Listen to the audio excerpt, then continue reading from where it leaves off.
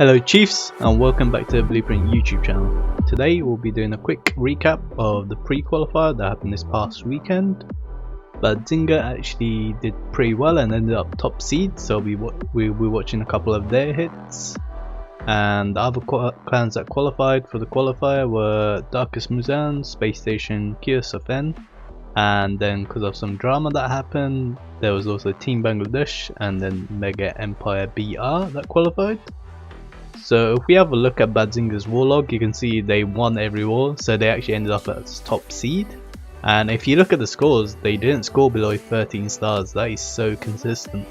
I think they are the first team to qualify for 2 qualifiers in a row, which just shows how hard qualifiers are nowadays, or maybe it's an indication of what the meta is. I'll let you guys decide that. But yeah, they had some really nice hits and were just overall very strong team. They become more well known this year, especially since they recruited both Riqueros and Juan and made a few roster changes. So here we have Riqueros coming in with Blizzard Lalo. He is one of the best Blizzard players in the world, alongside Stars and Boom, I'd say. He is always up there in the Legends League now with Blizzard. So here he's coming with Blizzard, and then he actually took a Super Wallbreaker in the Blimp, which is very cool. This meant the Super Wizards could reach that Inferno and then get that Expo as well alongside the Queen, and that's pretty good value. He actually destroyed the CC building, but he did lure the town first, so unfortunately he has to take care of that. So what I assume he's doing is going to kill the CC with the Queen, and then he's going to put RC in to work alongside the heroes and get that scatter, and that will also, there you go, the RC comes in, and then King and Queen will go towards the Town Hall. And then pretty much the 3 o'clock, 12 o'clock side is gone, the core of the base is gone, and all that's left to Lalo is like a very short L. And he might not even need to use King here, he might actually decide to use King elsewhere, because he really doesn't need the tanking in front of the Queen. Yeah, he's using the King at the 9 o'clock corner. Oh, he did do some funneling earlier, maybe he's trying to force the King in to get that scatter and the RC. I don't think he'll get both of them, but he'll at least tank it, and he's already started the Lalo. So yeah, the King's going to tank the scatter now, which is amazing for the Lalo. He kind of like does a sort of spam Lalo, because he just overwhelms all the defenses, which is kind of what you want to do with Blizzard Lalo, because there's nothing really left. This Lalo is kind of dying though, and the King did manage to get the scatter, but he didn't get the RC. He does have a couple of headhunters on though. He's still got warden ability, so that should get him through this multi, especially with haste, 2 haste actually, and then he's still got Invisi as well, which he didn't use for his Sui. Maybe he used it for the Loon to try protect them. Oh, he actually uses the Invisis to force the Loons to go to the air defense, because he realized that was the most important building to get to make sure he gets a triple.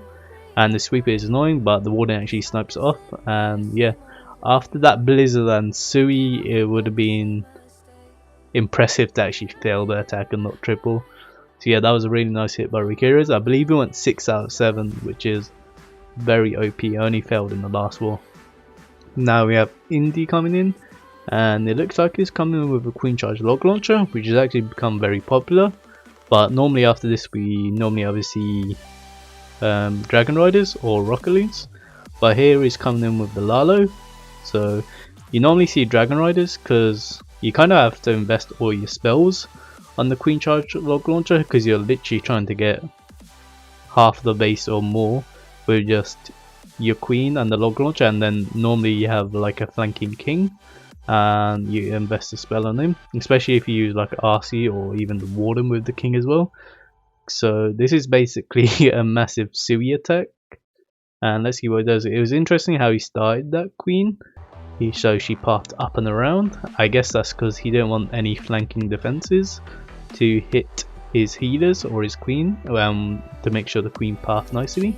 And here he comes with the King and the RC. Surprised not to see the Warden with this, because they could literally clear from 12 o'clock to 3 o'clock with the Warden as well.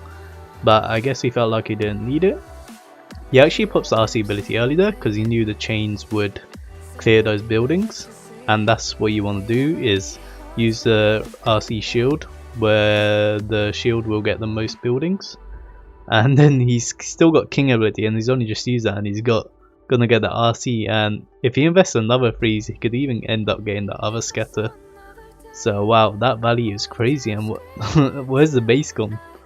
All that's left is this scatter and the town hall, and the queen's gonna do the town hall. He rages her early to make sure she gets through the single, and it's basically just clean up Lala at this point. All he's gonna get through is that scatter comp, because the queen will eventually go towards the town hall. Maybe this timing will be a bit awkward, because the Lalo might get to the town hall at the same time the queen does. So let's see how he manages. He actually just popped the wall in the ability now. I don't think he really needed to, because the loons want the scatter, and then it's just point defense. And the queen actually goes into a tornado, which is delaying her getting the town hall. He does have freezes, so yeah, it was smart to freeze the town hall. The tornado actually changed the queen's pathing, because she was on the town hall and now she's pathing around it. But as you can see, there's nothing left of the base, so it doesn't really matter that all the loons die, because all that's left is the arch tower, and he's got plenty of cleanup. So that was a really nice, well thought out attack. Maybe rocket loons would have been better there in that scenario, because there wasn't nothing left to Lalo, and he could have placed the warden with the RC and she'd have cleared everything. But still, very impressive attack by ND, and those are the sort of attacks we saw by Badzinger the whole weekend. And now we have Leon coming in.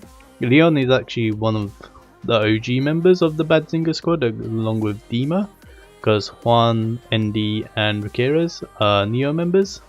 So it's nice to see a couple of the OG members still there. So we have Leon coming in.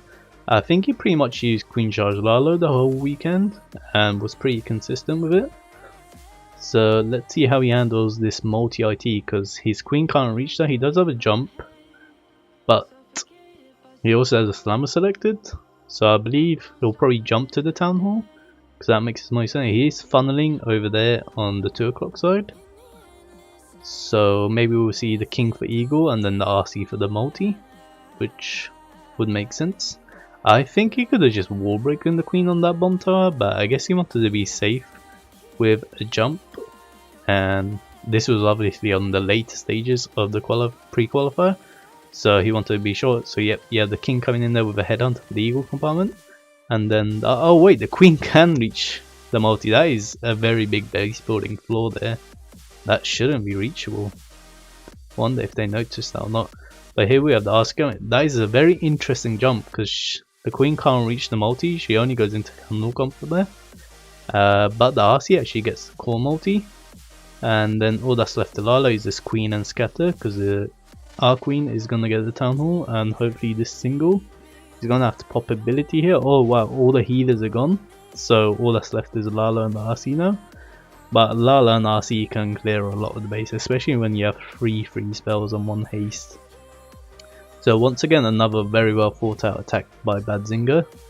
It's kind of hard to predict what these guys will do, because they don't go for like obvious hits, because I wouldn't say that's a obvious Queen Charge Lalo plan, but he's completely crushed base. So yeah, GG's to Badzinger, and hopefully they can perform well this weekend. Thank you for guys watching, and let us know in the comments who you think will win this qualifier. See you in the next video.